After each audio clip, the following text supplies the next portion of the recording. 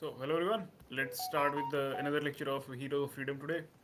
So, today we'll be discussing Thomas Sowell's book of Conflict of Visions. So, conflict of visions is basically, if you want to boil it down, it is the first principles difference between how you see the world. Like, what separates the communist fascists and all these different types of uh, collectivists from individualists is that there is a fundamental difference in how they see the world. So this difference, Thomas Sowell has pointed it out in has bifurcated the has give this dichotomy of the limited vision versus the unlimited vision. So and let's see how it plays out in the real world.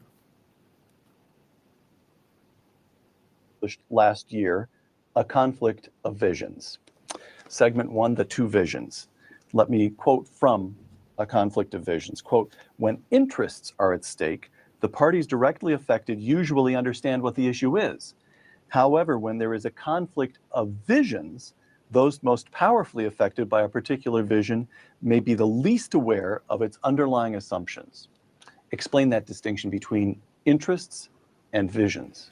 Oh, interests are articulated. The people who have particular interest know what they are and know what they're trying to do. If you're a farmer in Iowa, you want the ethanol subsidy because you'll get a higher price for your corn. Absolutely. All right. All right. With visions, it's different. These are the implicit assumptions with which you operate.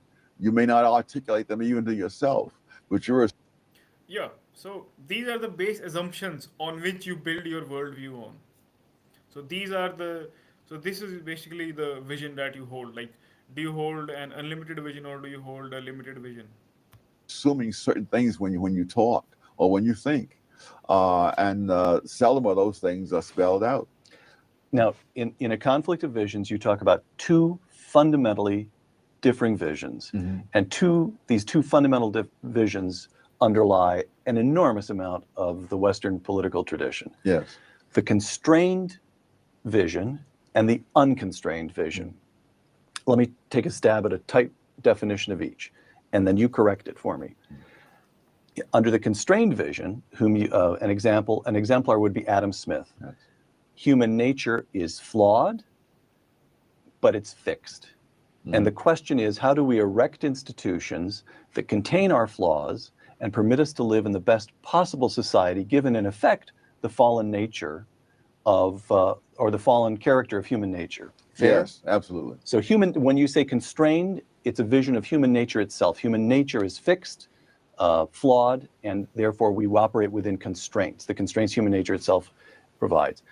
Unconstrained is human nature itself is malleable, and you say that Rousseau, man is born free, but everywhere he is in chains. That's the classic statement of the unconstrained vision. Would you explain that? Yes, Yeah. So this is what this is the like if you give a contrast between the American Revolution and the French Revolution. These two these two assumptions, like differences in these two assumptions, like the American revolutionaries held the constrained vision, like human beings are flawed and we need to design a system of checks and balances in such a way that no individual is able to sway the entire society. And the French vision, the unconstrained vision, like human beings are fundamentally good, and we need institutions with charismatic people, and they will make us reach the utopia. So they want charismatic leaders, they want prophets and things like that, and we all know how these things play out.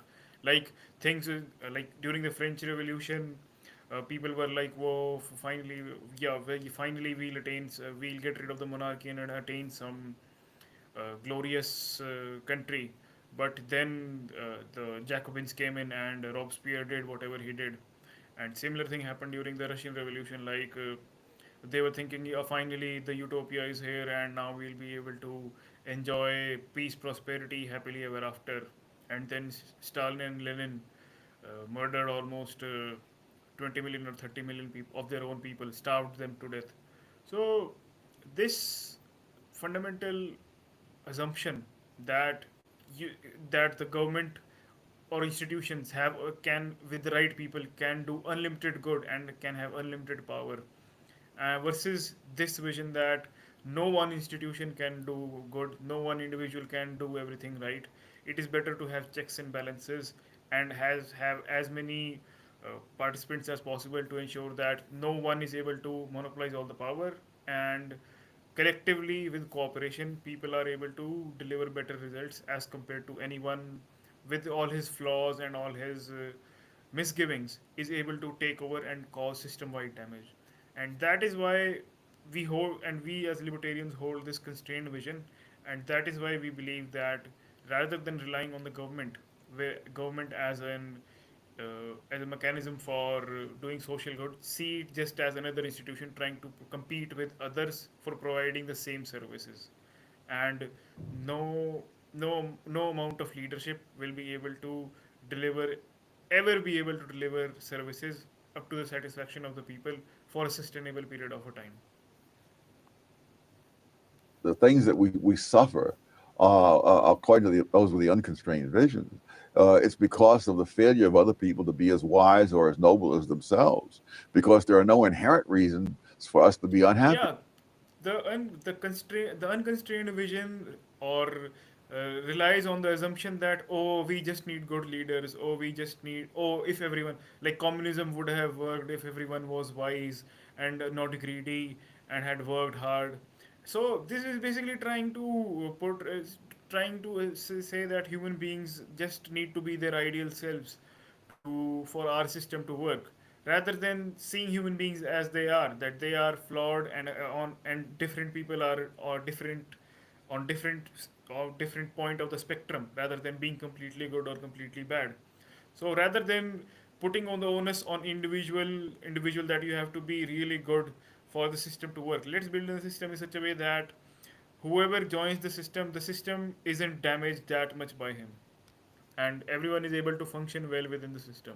So look at how like the the French the first republic is gone in France, but still the United States is and never had any dictatorship or anything like that. And after even after 200 years, is it is still continuing, and it will soon next year it will have its 250th anniversary of being established. So this shows that like similar thing played out in Europe as well, like in example of Switzerland. Although not they didn't, it is hard to pinpoint that whether they had these ideological beliefs based on differences in assumptions, but still, even when they didn't know, their limited government and holding human beings accountable to each other has played out really well in case of Switzerland as well. Whereas in other countries similar like ours, where we are also fell for the like French Revolution is taught so much in classes, and like oh even if Robespierre would have not have come, then things would have been all right and things like that. So and so people think that we just why people keep falling for the same thing again and again. They believe that revolutions are good, but we just by luck only crazy people come into power, and that is when the revolution gets derailed, rather than thinking that maybe revolution is pointless and maybe we human beings need to be constrained, and we need to it is a slogging process, and we need to work gradually towards making a better society as compared to complete usurping of the table and thinking that now everything will be all right, and now everyone just have to behave good and then everything be all right. No, everyone won't be behaving good, everyone won't be picking up their trash, everyone uh, won't be committing crimes. So you have to build the system in such a way that it puts constraints on individuals in such a way that they don't harm the liberty of others, and similarly you have to put constraints on institutions in such a way that they don't harm the liberty of citizens. Whereas here we have the unconstrained we hold the unconstrained vision. Because of that, the government is able to interfere in your marriage, it is able to interfere in your child rearing. It basically the government can interfere anywhere it wants, and you cannot do anything about it, because we believe that it is since the wise leader has said it, it must be all right. And this has basically enslaved the mentality of huge mass of population, and that is why we have such like Manik Shaw talked about it, that I read about scarcity all this time, but the biggest shortage that I never read about is that of leadership, and that since we never developed the culture in such a way that you have to take care of yourself and no one will take care of you, and because we believe that a wise leader and institutions will take care of everyone, individual responsibility simply got lost. And when individuals are not developed, you have a country of children being taken care of by babus and netas who simply don't care about anything except power. So this is the fundamental peril that we are facing, that the unconstrained vision, or that the socialists hold, that if only if the right leaders came, then everything will be all right. Time and again, same script repeat itself. It keeps flopping, has been flopping for 75 years, but still they cannot simply cannot give up the conclusion that no, institutions and few leaders won't solve the problem. So one looks at pain and difficulty in the world and says, well, this is the way life is. We'll never eliminate it. Let's be wise and prudent and direct institutions that make life as much better as possible. That's constrained. Yes. The unconstrained vision looks at pain and suffering and says we must remake the world. There are institutions causing this pain and suffering. Oh, absolutely. Okay. Now, let me give you another quotation. The two great revolutions in the 18th century in France and in America can be viewed as applications of these differing visions.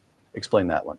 Well, in France, the idea was that if you simply put the right people in charge and created the right institutions, then all these problems would go away. In the United States, it was assumed from the outset that there were very limited things you could do, and what you needed to do above all was to minimize the damage done by the flaws of human nature. And this is why the United States, for example, has this constitution, so much lamented by some of those who believe in the French Revolution, in which this group is offset by that group, and nobody can sort of run wild. If you believe that what you need is to have the right leaders who love the people and so on, a messiah, as it were, then your problems are solved. But if you don't believe there is any political messiah, and you believe that you have to make sure that all people are restrained in what they are able to do, then you have the separation of powers, you have elections, you have constitutions, you have all kinds of things hemming you in. Condorcet, who was the great supporter of the French Revolution, could not understand why there was this separation of powers, and not even when at the end of his life he was arbitrarily thrown into prison, where he continued to write about why the Americans have this separation of powers. And of course, if there'd been a separation of powers, he wouldn't be rotting in prison. Right. Could I just? You've got France is the unconstrained vision, 18th century America is the constrained vision, founding fathers the constrained vision. Could I ask if it goes even farther back? What comes to mind is Karl Popper's The Open Society and Its Enemies. There's a famous chapter in there in which he contrasts Plato, whom he views as a radical, the man who wants rule by the philosopher kings, with Aristotle, whom he views as a kind of piecemeal reformer. What you get in Plato is the impulse to start anew, and what you get in Aristotle is the impulse to accept the givenness of things and make one change, see how it works, another change, see how it works. In other words, I guess what I'm getting at is there some sense in which these two visions can be traced all the way through the Western tradition? Oh, absolutely. That's right. Absolutely. That's a fair statement. Yes. All right. Now, in this country, you talked about France versus the United States, but what about Americans versus Americans? John Adams versus Thomas Jefferson, for example? Mm-hmm. Is that a fair contrast? Adams would be constrained, Jefferson unconstrained? To some extent, yes. Jefferson, when the complaint was made about the people who were innocent people killed during the course of the French Revolution, he said that I would rather that half the world be destroyed than that it should fail. But of course, as it went on, Jefferson backed away, and he did turn ultimately against it. All right. So what you get, he had a more unconstrained vision, but not totally. Because what I'd like to do now is turn to these two visions as they play out in contemporary American politics. But before I do that, I want to make sure I understand you. Your vision is that the founding fathers, the fundamental institutions of the United States, reflect the constrained vision, Absolutely. and that therefore what you get within the American tradition is degrees of the constrained or the unconstrained vision. You don't get clean, sharp disagreements, or is that untrue?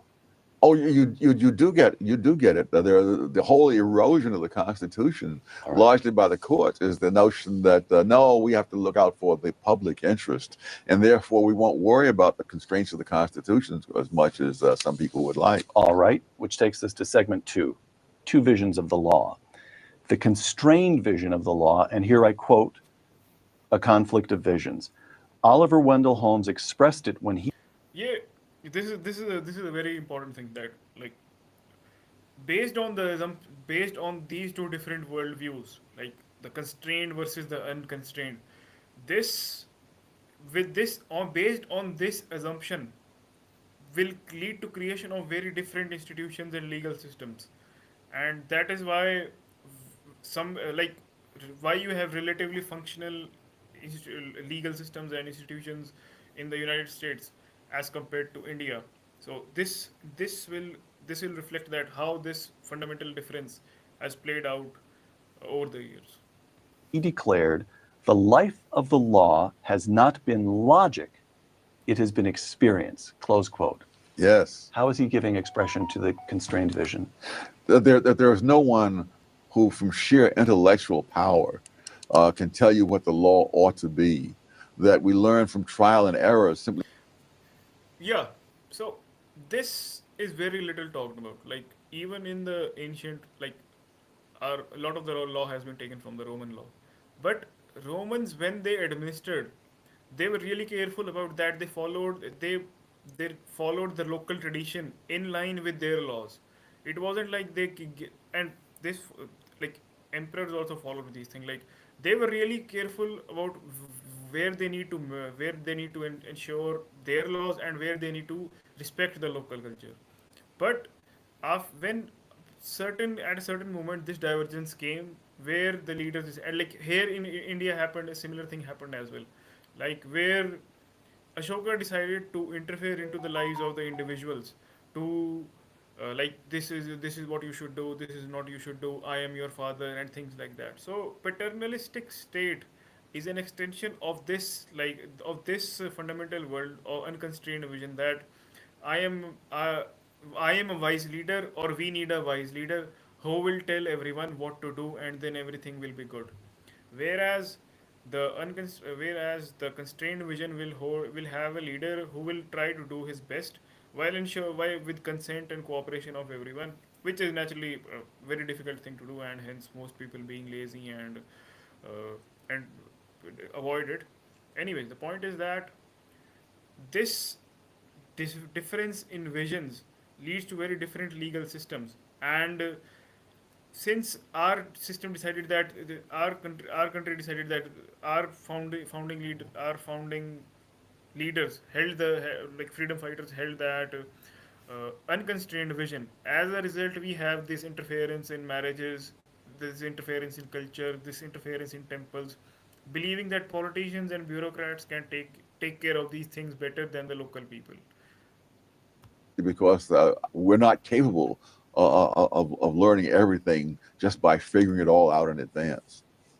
The unconstrained vision of the law. Here you quote John Stuart Mill, quote, to look at legal precedents was, I'm quoting you, in Mill's view to make, and here you quote Mill, an absurd sacrifice of present ends to antiquated means. Yes. Close quote.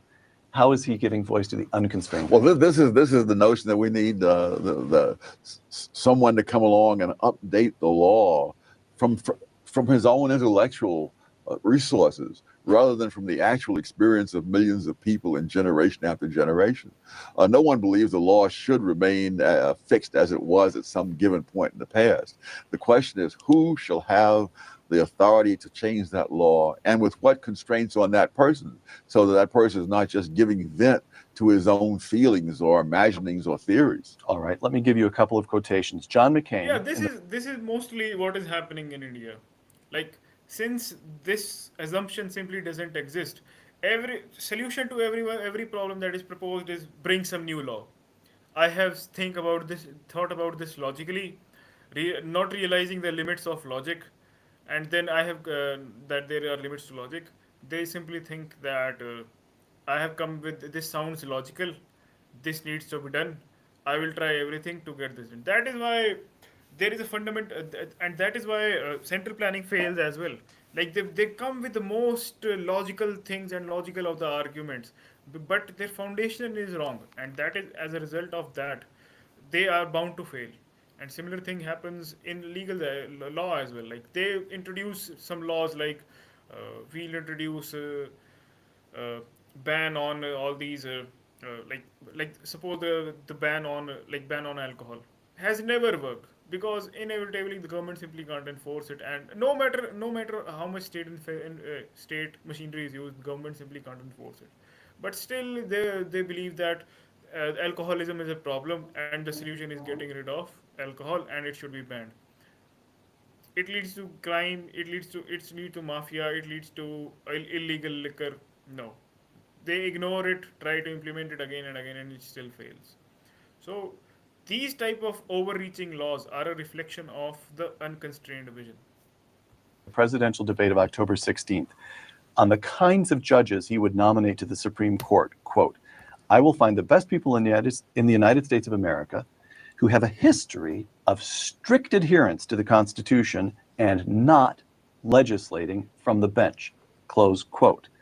Barack Obama, during the same debate.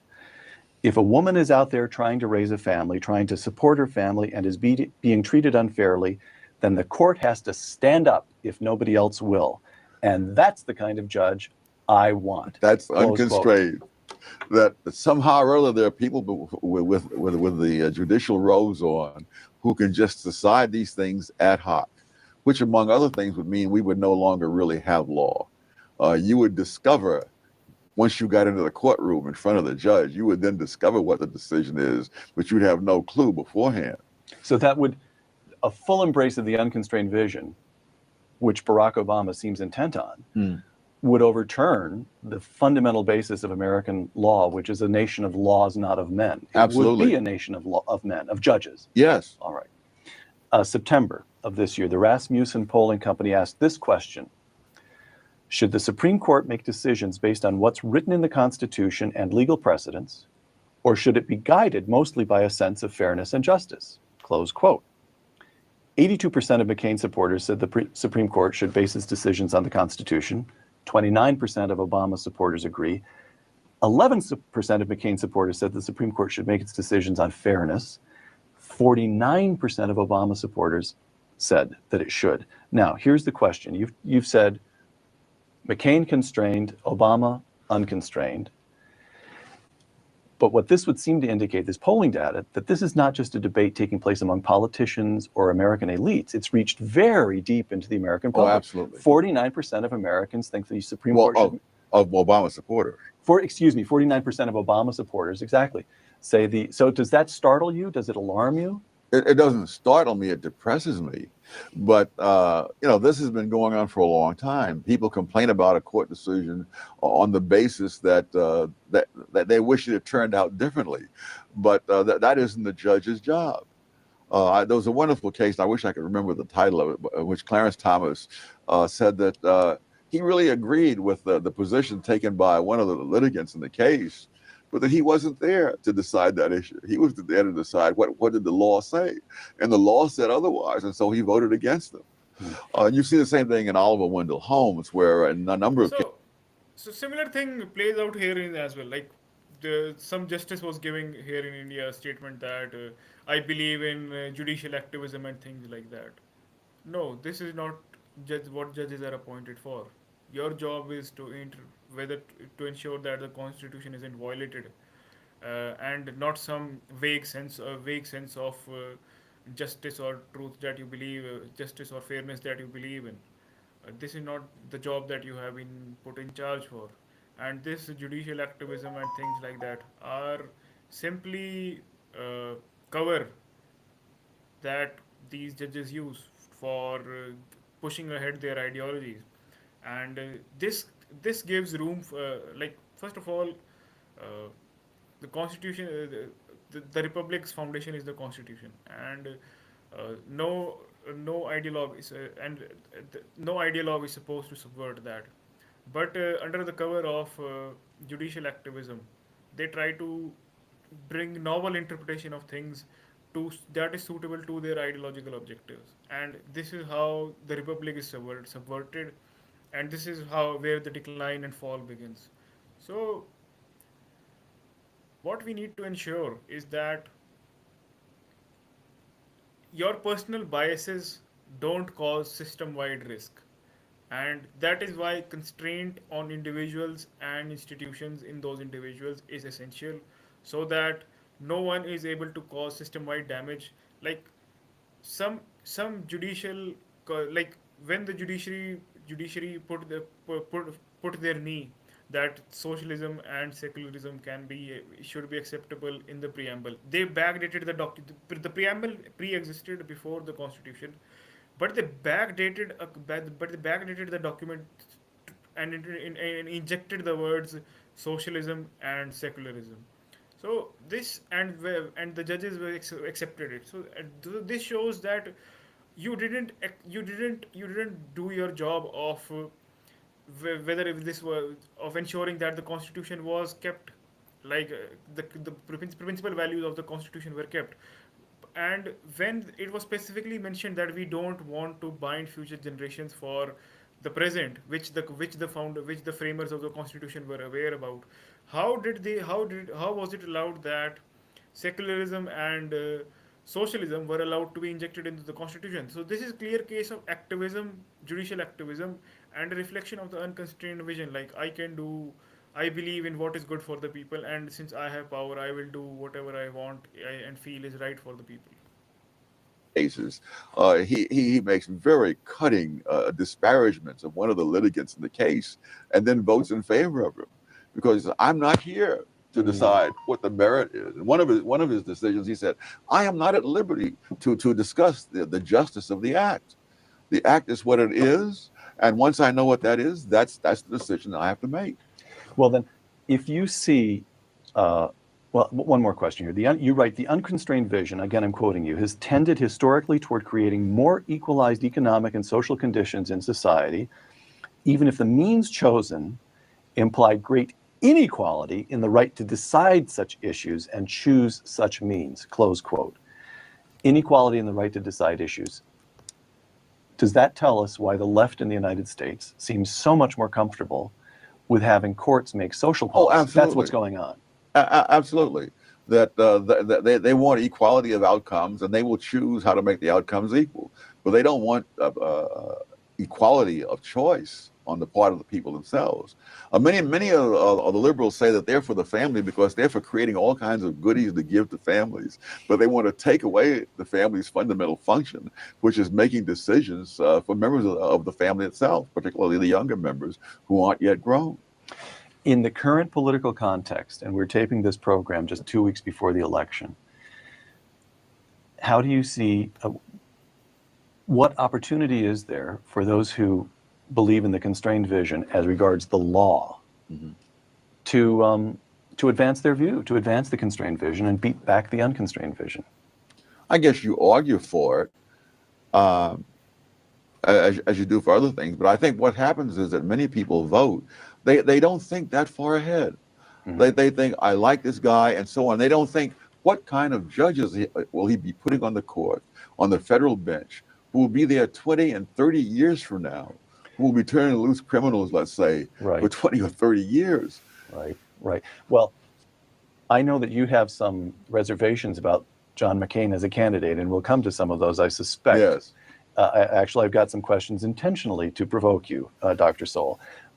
But would you say that on this issue alone, that the next president is likely to be able to nominate 2 or 3 justices to the Supreme Court? Absolutely. That's decisive for you. Yes.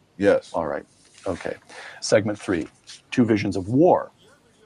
The constrained vision, and again, I'm quoting from your book, A Conflict of Visions. War is seen as originating in human nature and being contained by institutions. The unconstrained vision. Those with the unconstrained vision tend to explain war in terms of either misunderstandings or of hostile or paranoid emotions raised to such a pitch as to override rationality. Yes. Is it fair to say that the constrained vision is not surprised by war, but the Yeah, so this recently played out as well. Like all the like during the Indo-Pak conflict, the so-called pseudo liberals in India were like, oh no, we want peace. So, oh no, we want peace. Oh, this is just a misunderstanding. Then things like that, and like the other side was equally ridiculous. But anyhow, so still, they had a sort of better understanding of human nature as compared to the liberals, and this shows that how these things are not Western or Indian. They are just basically basic human assumptions about the world, and how having a core assumption plays out in the real world. Like if you are if you have the unconstrained vision, you are bound to believe in socialism. You are to certain extent bound to believe in like pacifism and things like that. So this like if you are aware of how psychometric profiles play out, like the psychometric profile cluster of has profile cluster of the unconstrained of the liberals and socialists have their origin in the unconstrained vision, like g- and like those of libertarians and to a certain extent conservatives have in the constrained vision. unconstrained vision is always a little startled when a war breaks out. Oh, absolutely. That you can take this back to the Federalists, where they said, why do we think that the 13 colonies will make war on each other if they're not united? And the answer was because that's what countries have always done. And so it's not a question of, in fact, it's not just war, it's poverty, it's crime. All those are things which people with the unconstrained vision feel needs explaining. Whereas people with a constrained vision think what needs explaining is how do we sustain peace? How do we have law and order? How do we have morality? How would you interpret then? I can't remember whether Robert Kennedy was quoting someone else or whether this was original to him or to his speechwriters. The quotation is something like, some see the world and ask why.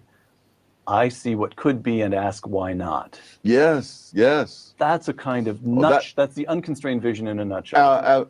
Absolutely. Nice. All right. John McCain in February 2003, quote, this is the constrained and unconstrained vision as they apply to the question of warfare.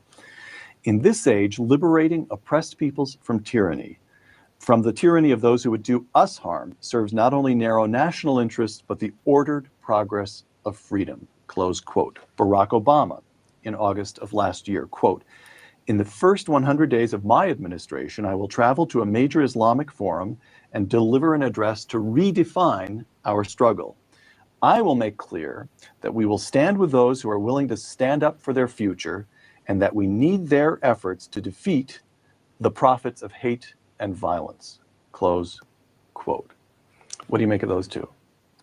I think Barack Obama has a lot more faith in verbal interactions than I would. That's the unconstrained vision. Oh, absolutely. You see, well, what he's proposing under the guise of change is what has been tried for 2 decades between the two world wars, and which failed disastrously in helping to bring on the Second World War. Well, that brings up another point. Is it fair to say that the constrained vision is more aware of history? That somehow or other there's an appreciation of and even a hunger for historical understanding, searching for precedent, what has worked before. Most things won't work. Therefore, we must work especially hard to discover what has worked in the past. And in the unconstrained vision, is there something, you don't say this in the book, this is a question that on which I'm taking a total flyer here, but is there something almost anti-intellectual about the unconstrained vision, an unwillingness to look at the large facts of history? There's an unwillingness to look at the facts of history, and it's anti-intellectual in the sense of intellectual processes. Unfortunately, it's all too characteristic of intellectuals as an occupational category. Between the two world wars, it was the leading intellectuals of the Western world who talked the biggest nonsense. I mean, it was Bertrand Russell who said that Britain should disarm, you know, while Hitler was building up this military machine across the channel. If And in France as well, and Russell was by no means the only one in England. so, Yeah, and as you can see, similar thing are playing out here in India as well. Like the liberals have the stupidest ideas about what we should do about Pakistan and our neighbors. So this is all a reflection of the unconstrained vision. Like we have Aman Ki Asha and things like that, and then everything will be fine. And we all know how Aman Ki Asha plays out. why? Why would this be? Why would the unconstrained vision prove so particularly appealing to intellectuals? I think we could say, if I said to you, Yeah, and one thing more, these liberal crooks were even against India having nuclear weapons, and look what would have happened if only Pakistan had nuclear weapons and India didn't. Look at what the disparity would have been.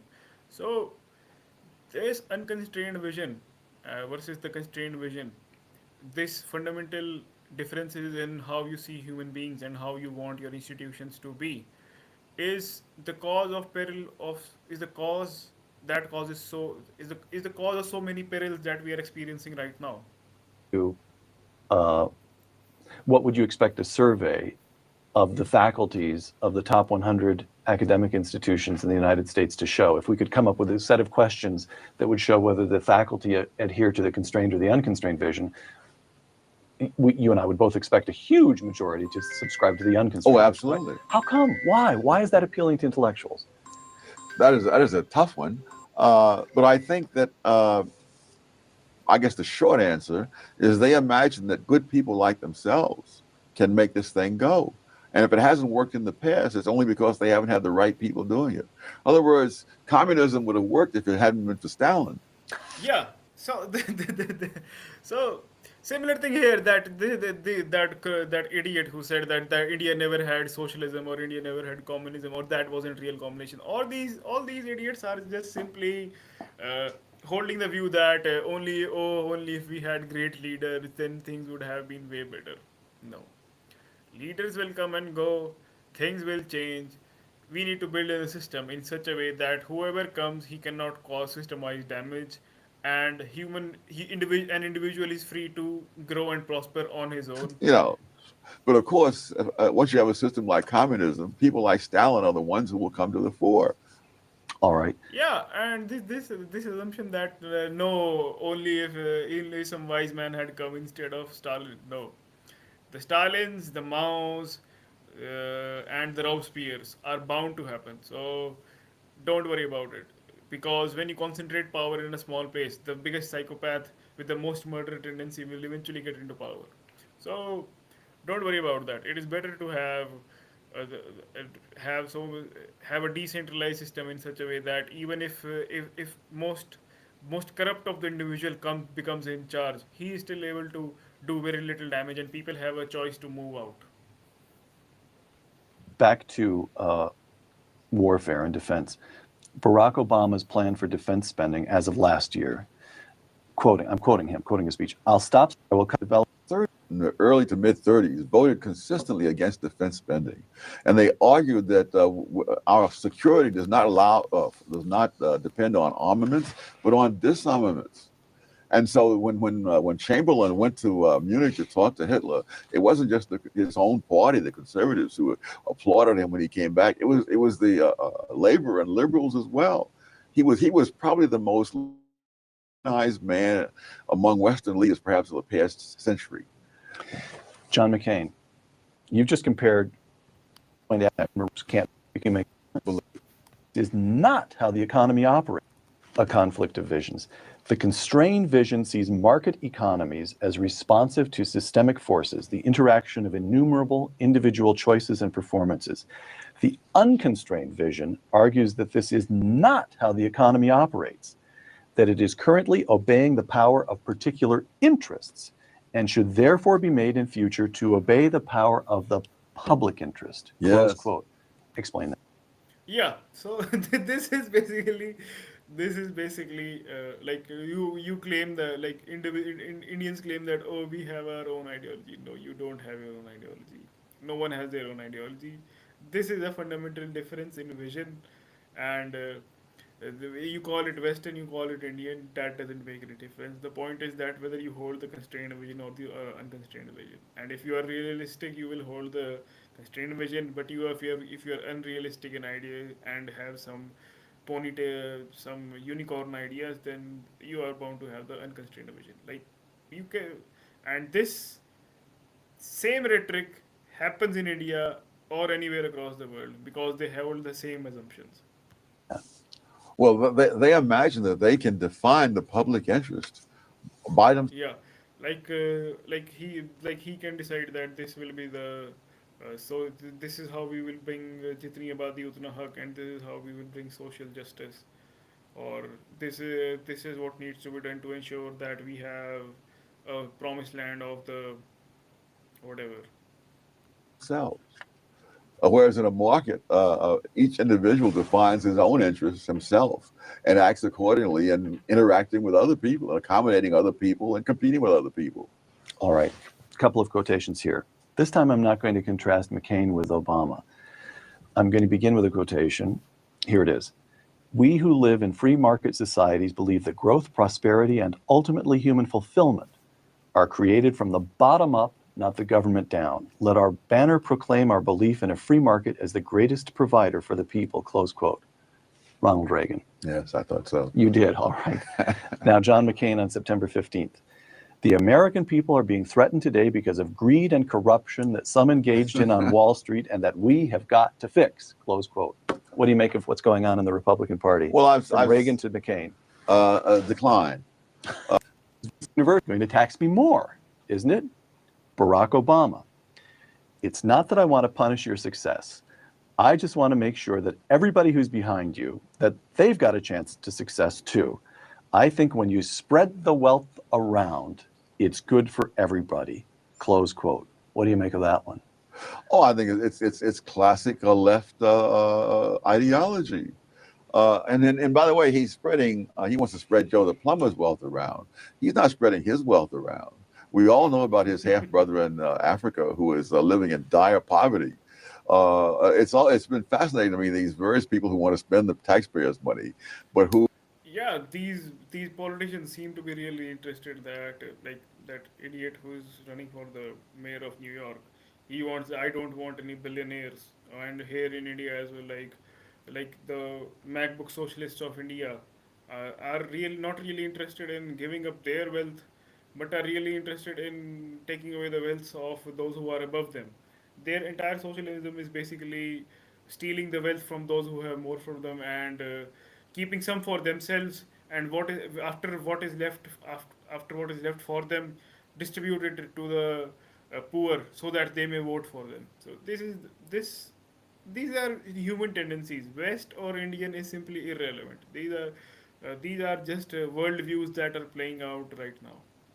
when it comes to charitable giving and so forth on their own, have no idea of doing that. I don't know if you're familiar with the study that's been done of liberals and conservatives donating money and giving time as volunteers and donating blood and so on. And contrary to what everybody expected, the conservatives do more of all of those things.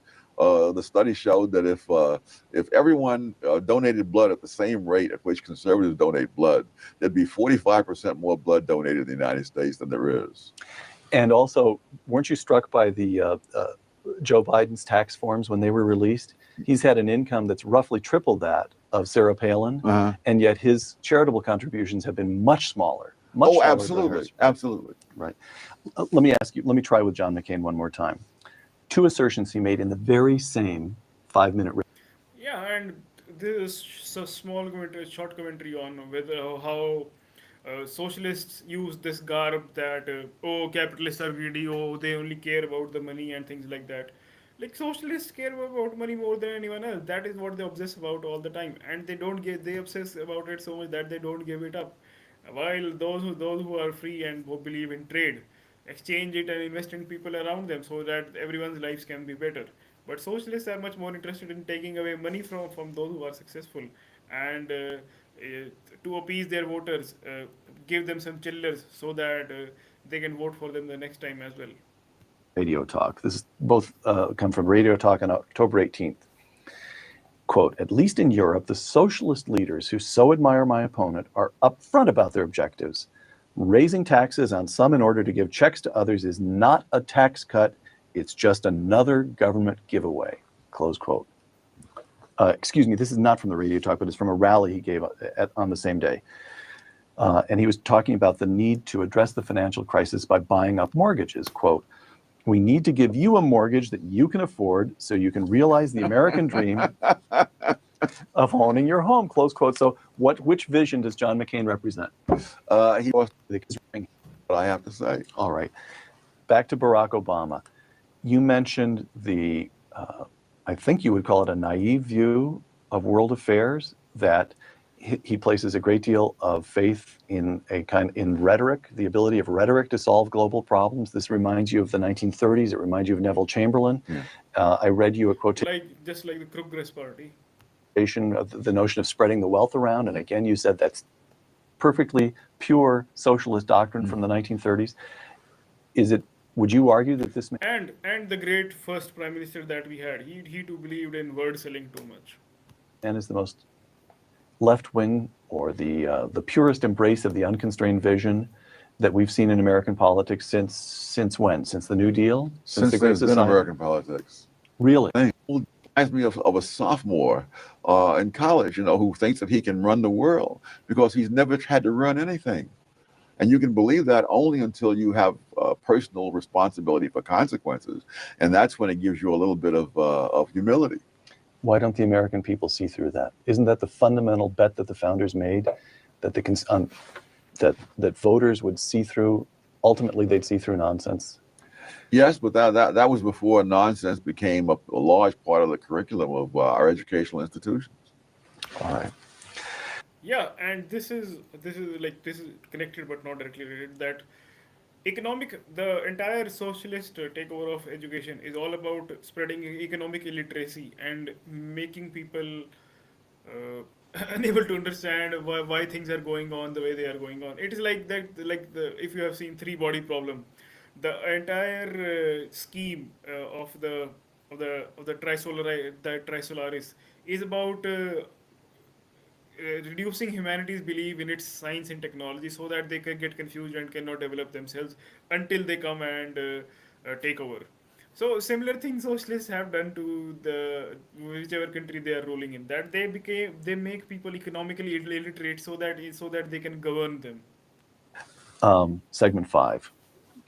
The two visions and the nature of the campaign. Again, I begin by quoting from A Conflict of Visions. Those with a constrained vision have tended to be less concerned with promoting economic and social equality, but more concerned with the dangers of an inequality of power, producing an articulate ruling elite of rationalists, close quote. That gets to Bill Buckley's famous quotation about he'd rather be ruled by the first 2,000 names in the Boston phone book than by the Harvard faculty. That's the point, right? Yes. If you perform a Google search on Obama plus the word professorial, you'll get more than 62,000 hits. What does that suggest to you? What's going on here? We need. Yeah, all these, I do get the complaint, oh, you don't speak very intellectually and things like that. So what difference does it make, whether you speak intellectually or not? What that really matters is that whether what you know is really true or not. That is what matters. It doesn't make whether you have a classy delivery and things like that. Yeah, I'm to say, entertainment aspect and being ready to be heard is important. But I don't think that sounding professorial will really make a difference. In fact, I would argue that those who are more professorial have a very terrible record as compared to those because they just find out that we just have to speak and people listen to us and this is our way to power, and never really care about building their competence. Whether those who are not that good in communication have to make up for it via real actual world competence. So I don't think that heuristically speaking, like as Nassim Taleb says that if you have to pick a surgeon, pick one. Don't pick the one who looks like a surgeon, but pick one who looks like a butcher. Because one who looks like a butcher has to be a really good surgeon to have still survived for so long. Need to go to the phone book. Where the wise, again, I'm quoting from A Conflict of Visions, where the wise and conscientious individual is conceived to be competent to shape outcomes directly. This is the unconstrained vision. Yes. I, Barack Obama, know what's best for you. This is the way you put it a moment ago. Then his sincerity is crucial. Sincerity is so central to an unconstrained vision that it is not readily conceded to adversaries, close quote. That goes back at least 200 years. That people who have the constrained vision understand that people will make mistakes, and so therefore, when someone says something they disagree with, that to them is just one of the examples of it. They see no need to question his sincerity or honesty or whatever. But for those with the unconstrained vision, what they believe seems so obviously true that if you are standing in the way of it, either you must be incredibly stupid, utterly uninformed, or simply dishonest. Let me read. Yeah, and this is how what is playing out here as well. Like those who are coming, like those who are communists, they get into this fight of you are not real communist or you are not real Marxist or you are not real this that all the time because they believe that they know the entire truth, and those who don't agree with them are simply idiots, and they have no space for unknowns. Read you a few of the terms that have been used to describe Sarah Palin. Liar. The law, the economy, and the society, close quote. The constrained vision versus the unconstrained vision. How is an informed American to choose between those two visions? I suppose it would require thinking about it first of all, which is what a lot of people don't do anymore.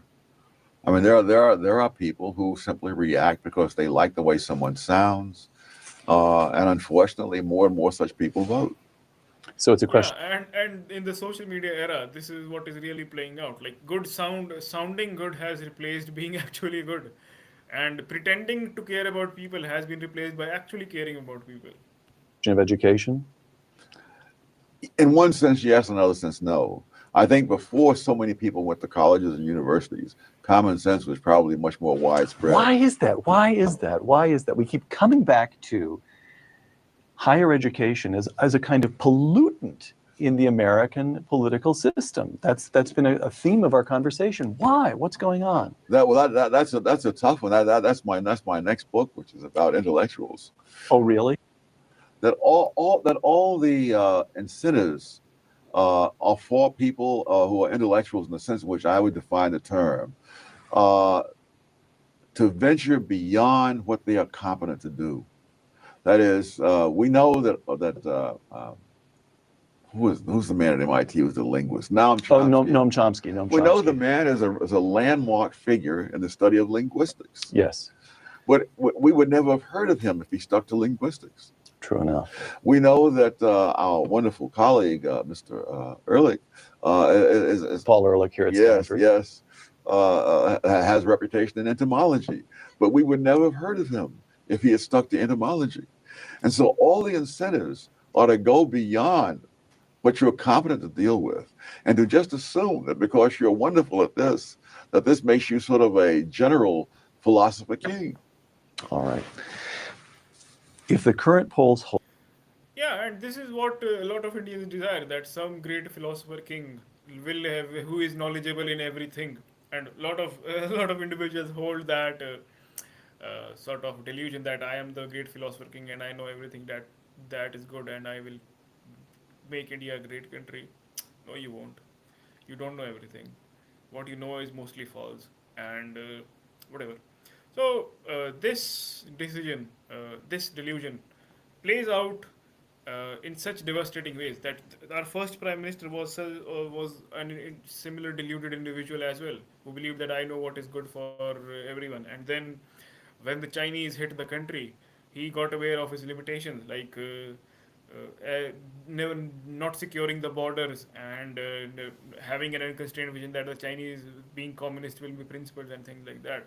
See how it has really played out in the real world. So you need to really think about this, that whether which vision has delivered better results as compared to and make a good comparison between the constrained one and the unconstrained one. The Wall Street Journal, I'm quoting the Wall Street Journal now, declared in an editorial last week, Barack Obama will win the White House on November 4th, and Democrats will consolidate their congressional leadership. And Economist here at the Hoover Institution illustration. And yet, even under Bill Clinton, it was only 2 years. this is a smaller tragedy than a nation dying, in a sense. Before the primaries had ended, you wrote, What they've done, not by what they say, particularly when what they say is the direct opposite of what they've done. So, yeah. So, if you have any questions, I'll answer them. Otherwise, we'll end the stream. So, this is a really important thing that you need to think through. I'll also put a graphic like constrained versus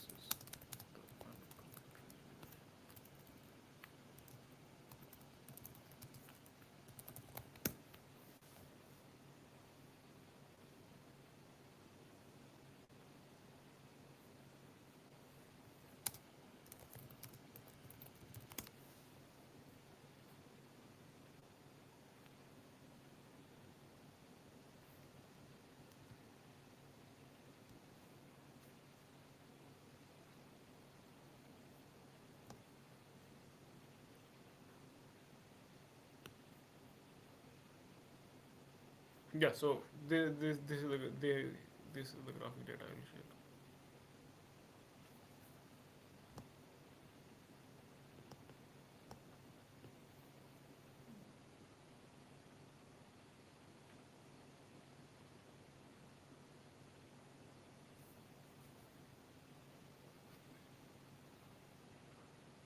Yes. So summarizing what we have discussed today. So unconstrained utopian vision of man versus constrained tragic vision of man. So the unconstrained vision sees the man as malleable and perfectible.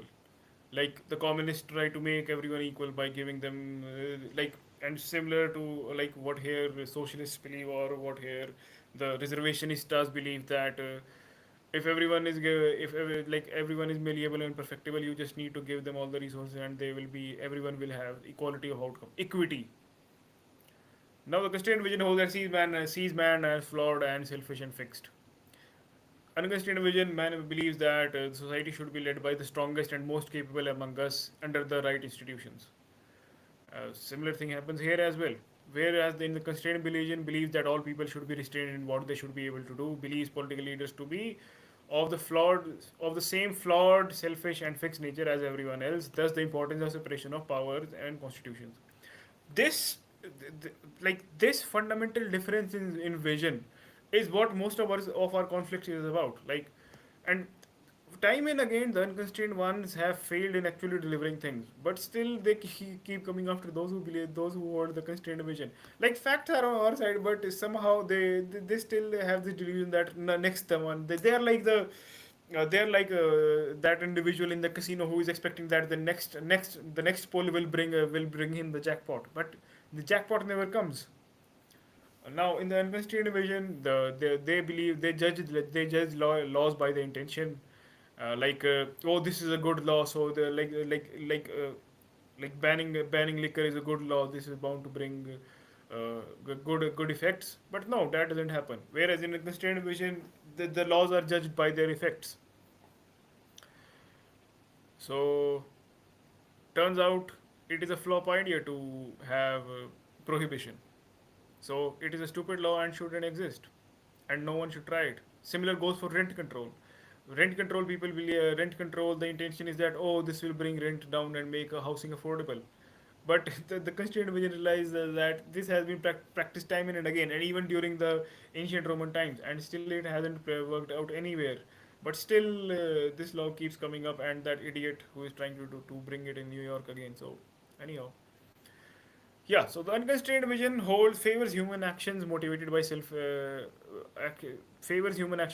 selflessness and sincerity. This is common among and whereas constrained vision less concerned with motives behind human actions as long as interactions between individuals are positive sum. So if your system has a requirement for selflessness and sincerity like the communists did, it is bound to flop. Same goes for any nuts who have a nutty version of nationalism. Like if you believe that everyone will be selfless and do selfless service, no, it won't play out that way. So the unconstrained vision believes sees racism, crime, and etc. as socially learned phenomena. Whereas the constrained vision believes the sees racism, crime, and etc. just part of flawed human, selfish, and fixed nature. Similar goes for casteism and things like that. So it isn't uh, uh, like they believe that if we bring the SC/ST Act and we bring things like that, that people will stop abusing each other and everything will be alright. In South Africa, they have brought laws against this. In India, they have brought the SC/ST Act. Still, casteism hasn't stopped. Why hasn't it stopped? Because human beings are flawed. They are tribalistic in nature. They find different things to hurt each other. So these things your system is built in such a way that everyone will behave idly and things like that. No, it won't work out that way. And expect this also relates to civic sense. Like if your system is built in such a way that you believe that until and unless there is civic sense, people should not be decentralized. We argue that decentralization will enable uh, civic sense because people will pay for the consequences. People are flawed, but when they get how do you learn things? You learn things by making mistakes. But here, simply the feedback loop is missing. So your mistakes don't make any difference, and you never learn, and you never get the civic sense. But since and now those with the unconstrained vision believe that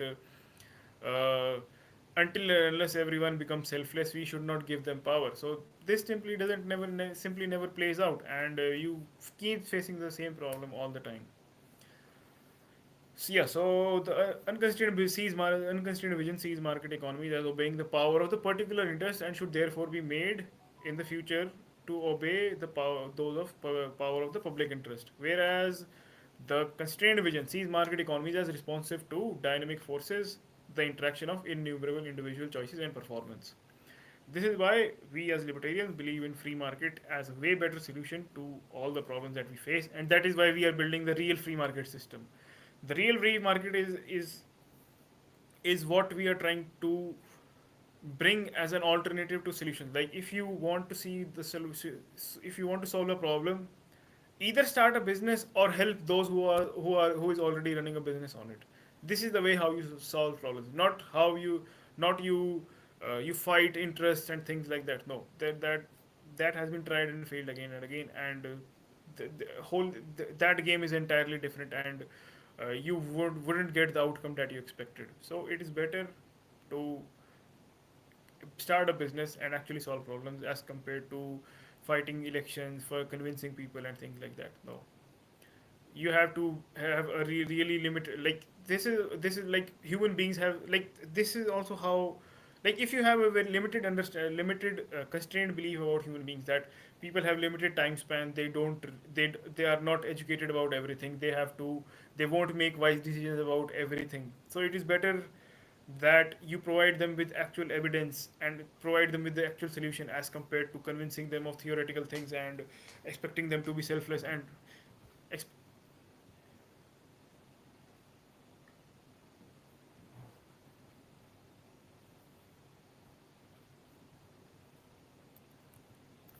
yes. So last 2 points. Seeks economic and social equality even if the chosen means imply great inequality in the right to decide such issues and choose such means. So this is what socialists actually did. They did that. To bring equality, violence is justified. To bring equality, any means are justified to bring equality.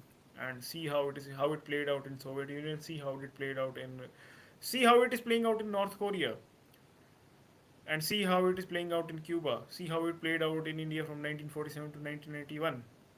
Whereas in the constrained vision, we seek equality through freedom of choice, like karma. Your each individual should life's outcome of individual should depend on his karma, rather than uh, some individual who is deciding this, some great prophet or some charismatic leader deciding that this is good for you and this is bad for you.